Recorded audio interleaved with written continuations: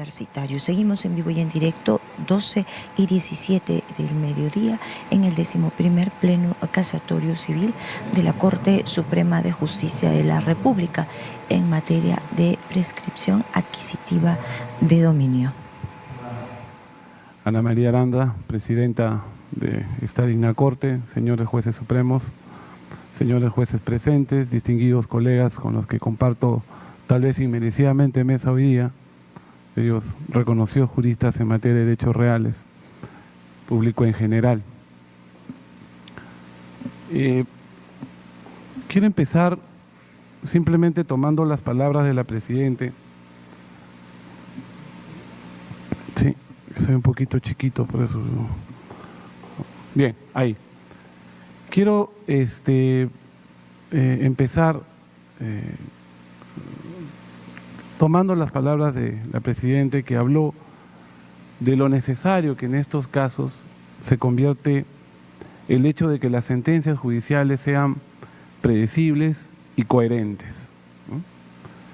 Y eso es precisamente lo que no ha sucedido a lo largo de estos últimos años en materia de prescripción adquisitiva. Y esto se ha dado por muchos factores, en realidad, que ya el doctor Moisés Arata ha manifestado inicialmente. Pero también entiendo por ciertas confusiones conceptuales que en materia de posesión en general se han visto en la emisión de las resoluciones de la Judicatura Nacional. Y esto tiene que ver, sinceramente, con la complejidad del fenómeno posesorio, de la categoría jurídica de la posesión. Sin embargo, y en esto también vale la pena resaltar, es importante que un pleno sobre estos temas exista. Necesaria, o por la necesaria importancia práctica en la vida diaria de los litigantes que estos asuntos tienen, ¿no? La prescripción adquisitiva es un proceso judicial recurrente, ¿no? Porque vivimos, como ya se ha manifestado, en una sociedad patrimonialmente informal, ¿no? Y la prescripción, ya sea judicial o notarial o administrativa, se convierte en una salida a la incertidumbre que viven muchos peruanos. Muy bien, voy a empezar, porque también el tiempo es corto y lo estoy midiendo, con los 8 puntos para los cuales fuimos convocados en esta sesión. El primero es la disparidad de criterios respecto del estándar probatorio exigible al prescribiente. Muy bien, sin duda este es el tema más relevante que convoca al presente pleno, básicamente por la necesidad práctica de generar en los justiciables la seguridad de que sus pruebas conlleven efectivamente a la obtención de una declaración positiva en materia de usucapión. Respecto a este tema expresaré algunas ideas muy puntuales. El primer problema que podemos ver de prescripción adquisitiva no corresponde tanto al nivel probatorio necesario o exigido para la prescripción, sino al entendimiento cabal de lo que se quiere probar, la posesión calificada. Para nosotros la primera dificultad estriba en que la posesión como concepto sigue siendo entendida de manera errónea bajo la estructura de un derecho real. Esto es en realidad una situación jurídico real consistente en un hecho jurídico con consecuencias jurídicas tuitivas y protectoras en favor del poseedor. Nos referimos a la inmunidad ante el despojo y a la defensa posesoria. En varias ocasiones lo he manifestado en algunos eventos y hay algunas personas que piensan que con esto menospreciamos a la posesión, pero esto no es así. En realidad la posesión resulta siendo tan o más importante que la propiedad en algunos casos.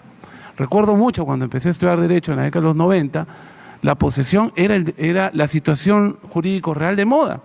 Nacía COFOPRI, nacían los procesos de formalización precisamente de terrenos propiedad del Estado, ¿no? Que habían sido invadidos, y invasiones además que habían delineado el panorama urbano de casi todas las ciudades en el Perú. Entonces, si yo sigo entendiendo a la posesión como un derecho real típico como la propiedad, y no la entiendo como una situación jurídica diferente que tiene una consecuencia jurídica protectora en el poseedor, voy a entrar en una serie de confusiones, ¿no? No es este, digamos, el momento, pero, por ejemplo, la famosa acción por mejor derecho de posesión, ¿no? Que guarda tantas contradicciones en sí y que ha hecho, por ejemplo, valer sobre el hecho posesorio, ¿no?, una constancia de posesión, ¿no? Porque en ese momento el jugador busca títulos pensando en derecho real clásico, en derecho real de propiedad, y no en el hecho fáctico de la posesión, que simplemente tiene una consecuencia jurídica protectora en favor del poseedor. La posesión no es un derecho subjetivo, no otorga facultades al poseedor, porque éste no necesita facultades, ya ejerce de hecho estas conductas, que en los derechos reales sí son posibilidades de hacer. Razón por la cual la posesión no exige legitimidad en su origen.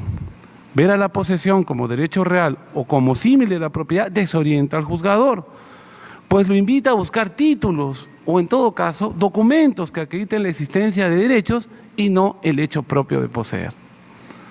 Esto puede verse, por ejemplo, en la casación 1560-2021, que es el grupo de las casaciones nombradas como las que se encontraban en estado de contradicción, ¿no?, y que dieron origen a este pleno, donde una sala superior niega la pretensión adquisitiva al solicitante porque le dice: los demandantes se han mantenido en la posesión del inmueble con títulos logrados indebidamente, por lo que no pueden catalogarse como propietarios. Es decir, le niega el animus domini.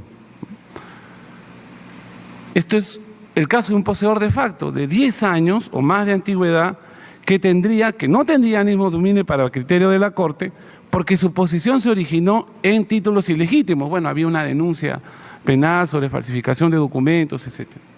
¿Qué demuestra esto? Que el juzgador piensa en la posesión como un derecho real de propiedad y que por lo tanto al ejercerse con títulos nulos no puede considerarse su comportamiento real como animus domini, ¿no? O sea, el señor se comporta como propietario, pero como su origen o el origen de esta posesión es un título nulo, porque se obtuvo de manera ilegal, ilícita o delictiva, entonces hay que negarle la prescripción adquisitiva. Y esto niega a su vez un ejemplo clásico que todos hemos recibido en clase: hasta la posesión del usurpador es protegida por el sistema, ¿no? Bueno, lo dicho es un craso error por la Corte, pues el concepto de posesión escapa de la licitud o ilicitud de quien la ejerce. Es una cuestión de hecho y no de derecho, ya que no existen derechos ilícitos, ¿no es cierto? En este caso el jugador olvidó que el animus domini exige solo un comportamiento como propietario sin necesidad de licitud en su origen o algún título que lo justifique. Al ser la posesión un hecho, lo que se requiere es que el prescribiente se comporte como propietario, más aún en la prescripción larga de 10 años, en donde por lo general éste conoce perfectamente su condición ilegítima a lo largo del tiempo. Bien, regresando al tema, respecto al estándar probatorio, es ciertamente difícil establecer un estándar objetivo, un estándar determinado, como sí se ha venido dando en materia penal. Y esto resulta porque es un concepto con una considerable dificultad. La posesión resulta siendo un concepto con una considerable dificultad para ser entendida, ya que incluso la doctrina guarda diversas concepciones sobre la misma. Como ha manifestado Autoridad de Doctrina Nacional, nosotros también compartimos esta idea. La posesión se expresa en una palabra muy importante: el control, ¿no? El control autónomo y voluntario de un bien en beneficio de quien lo ejerce de forma estable y permanente en el tiempo. Por ende, las exigencias probatorias no pueden ser similares en todos los casos o para todos los supuestos.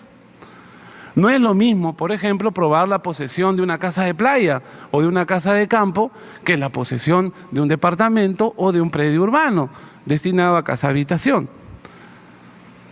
La posesión, por cierto, tiene diferentes grados de intensidad o de inmediatez física, ¿no?, o de graduación. Hay gente que puede poseer como propietario, otros pueden poseer como supuestos usufructuarios o como supuestos superficiarios, ¿no?, sin dejar de ser poseedores. Por tal razón, lo más importante aquí es rescatar un viejo principio recogido positivamente en el Código Procesal Civil peruano sobre la valoración integral de las pruebas, artículo 197 del CPC. Esto es significativo en la medida que lo que se debe probar no son actos jurídicos, no son títulos, sino hechos de la pura realidad, ¿no? La situación posesoria como hecho vital de la pura realidad. Esto nos lleva a pensar también que en materia de prescripción adquisitiva no es concebible, como bueno, he escuchado algunos deseos, la existencia de una prueba plena o de una prueba tasada, ¿no? Una prueba que establezca un valor superior en relación a otras, ¿no? Sino, aquí lo que se debe analizar es un conjunto de pruebas directas, indirectas, indicios, ¿no? Que analizadas de manera sistemática y en conjunto generen la convicción en el juez de la existencia de un usucapiente. Doctrina extranjera señala que el estándar de prueba es aquel umbral de suficiencia para valorar si las pruebas disponibles son suficientes para decidir si está o no probada en un proceso una determinada proposición sobre los hechos. Esto es, saber si un relato puede considerarse probado dentro de un proceso. El estándar probatorio, en todo caso, debería establecer el nivel o grado de suficiencia probatoria para comprobar la existencia de un conjunto de hechos que deriven en una declaración judicial de prescripción. Entonces, en la prescripción adquisitiva, lo que debe probarse son distintos hechos de la realidad concatenados, ¿no? Que doctrinariamente llamamos posesión calificada. Entonces, la probanza debe considerarse: 1, en probar posesión; 2, en probar posesión pública; 3, posesión pacífica; 4, probar posesión continua; 5, probar posesión por el tiempo exigido, 5 o 10 años, 2 o 4 en caso de muebles; y 6, probar el ánimo de dueño del demandante. Se trata de probar entonces cada uno de los elementos exigidos por el artículo 950 del Código Civil. ¿Cuáles son los tipos de pruebas entonces que normalmente deberían valorarse en un proceso de prescripción adquisitiva? Primero, las pruebas de actos posesorios, ¿no? O también llamadas pruebas directas, ¿no? Son pruebas referidas a la inmediatez física del demandante respecto del bien. Por ejemplo, pruebas referidas a construcción de infraestructuras sobre bienes, ¿no? Licencias de construcción o a la realización de actos comerciales en estos predios, ¿no? Por ejemplo, licencias de apertura de local comercial, ¿no? También entran en este rubro un documento que lamentablemente se ha convertido en título en muchos procesos cuando no lo es, que son las famosas constancias de posesión emitidas por las municipalidades, ¿no? Sobre su peligrosidad, y hay muchos comentarios en la doctrina nacional al respecto, pero ciertamente comprueban el hecho posesorio, la conducta posesoria o el acto posesorio. También existen pruebas indirectas que no constituyen actos posesorios, pero que están relacionadas con el bien. Por ejemplo, lo que normalmente se presenta en una prescripción adquisitiva: el pago de arbitrios municipales, ¿no? O la realización de negocios posesorios, ¿no? Negocios que tienen que ver con la posesión o el uso del bien, como contratos de arrendamiento, comodato. Finalmente, hay indicios más lejanos o periféricos en torno a la posesión. Ya hay ahí una inferencia lógica mucho más lejana y extensa para considerar las pruebas dentro de un proceso de prescripción adquisitiva, ¿no? Por ejemplo, cuando una persona muestra de que sus hijos se han matriculado en un colegio cercano, ¿no? O en un club deportivo cercano al predio que se pretende prescribir, ¿no? Claro, y ahí no tiene guarda una relación directa con el bien, pero digamos en el relato general, ¿no? En la confluencia de medios probatorios tiene una lógica, ¿no? Presentarlos en el proceso. Ahora, no basta solo con estas pruebas, sino que estas pruebas deben tener un grado de certeza, de verosimilitud, ¿no? En muchos procesos de prescripción adquisitiva se presentan, por ejemplo, constancias de posesión, o dos constancias de posesión, perdón, tanto el demandante como el demandado de repente presentan constancias, ¿no? que uno ha poseído, que viene poseyendo. Entonces ahí se debilita el valor de esa prueba. Puede suceder también de que se presenten constancias de posesión, y eso sucedió en una casación en Ucayali, muy conocida en este tipo de litigios, muy recurrida en el análisis, en donde la constancia de posesión emitida por una municipalidad, creo que fue Coronel Portillo, fue anulada posteriormente, ¿no?, como acto administrativo. Entonces ahí hay, bueno, una debilidad en una prueba que tiene que ver directamente con un acto posesorio, ¿no? Entonces ahí hay que aplicar o observar el grado de verosimilitud y certidumbre. Bien, gracias. Muy bien, voy a avanzar un poco más rápido respecto a la interpretación adecuada de la posesión pacífica. Compartimos el criterio establecido en el numeral 44 del segundo pleno casatorio, en el sentido que la posesión pacífica es aquella que no se mantenga por la fuerza. No prescribirá el que mantiene la posesión del bien en base a la violencia física, permanentes actos de agresión física para mantener el control del bien o moral, ¿no? Muy bien, respecto a, me quedan muy pocos minutos, voy a avanzar un poco más rápido, la interrupción y suspensión del plazo posesorio. A nivel doctrinario, la interrupción implica que todo el tiempo transcurrido para obtener la usucapión se pierde, pues ya no servirá para ser computado, mientras que en la suspensión el plazo prescriptorio solo toma una pausa.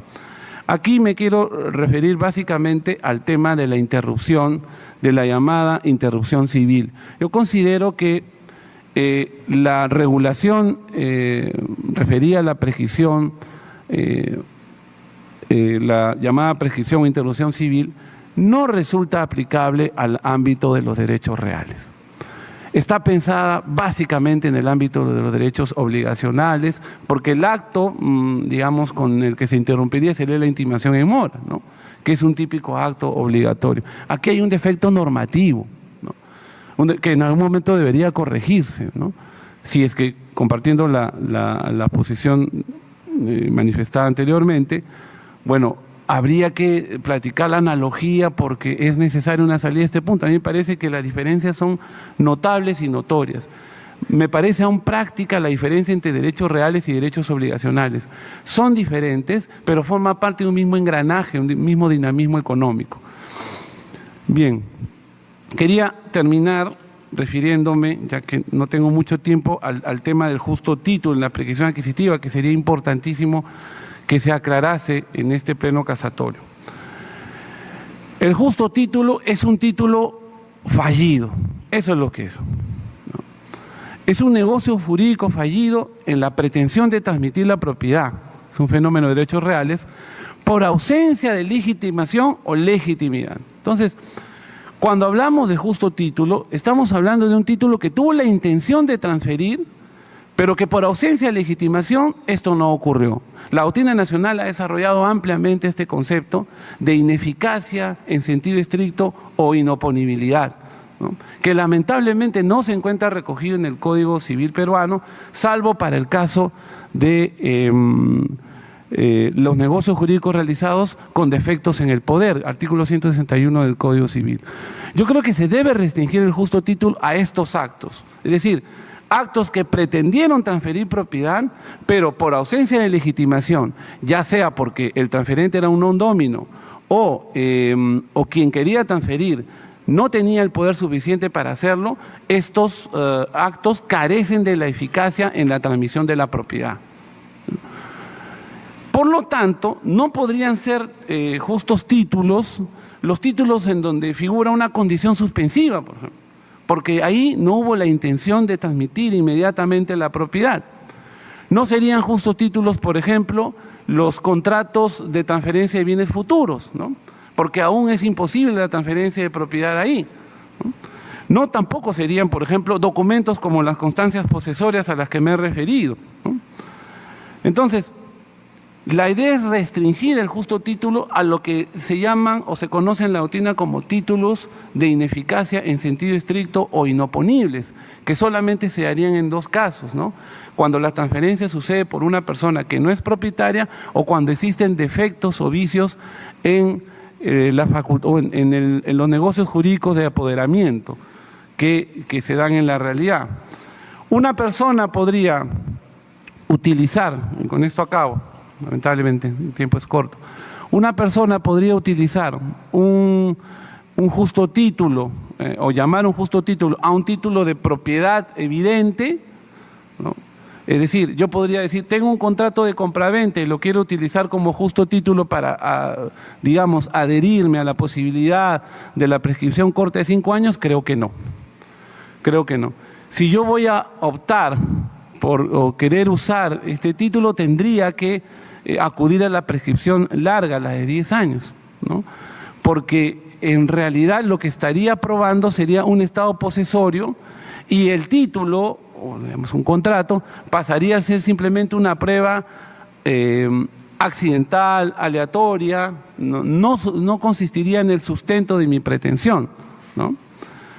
Finalmente, respecto a ese tema también,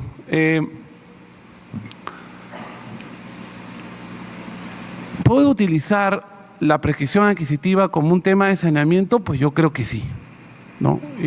No habría problemas porque un derecho ratificado doblemente no genera ninguna dificultad, sin más, sobre todo otorga seguridad. Sin embargo, creo que a nivel probatorio deben darse algunas precisiones. Doctor, hemos concluido con el tiempo, por favor. Sí, un minutito nada más, 30 segundos. Ya más un par de precisiones. Primero, yo podría la prescripción si evidentemente tengo un documento que sustenta mi título con una serie de deficiencias, ¿no? Un título vetusto, un título perdido, un título dañado. Creo que podría acceder a la prescripción. Pero si tengo pues una minuta con firma legalizada, si tengo incluso una escritura pública, yo no puedo pretender utilizar eso para acudir a la prescripción adquisitiva, porque ahí existen otros procedimientos que me permiten acceder al mismo objetivo, el otorgamiento de escritura pública o el título supletorio, ¿no? Es importante entonces que cada caso se observe de manera diferente, que cada prueba se analice de manera diferente, tomando en cuenta siempre que lo importante en materia posesoria es probar el hecho posesorio, la conducta posesoria real y no títulos, documentos o derechos. Muchas gracias. Agradecemos al doctor Mario Solís.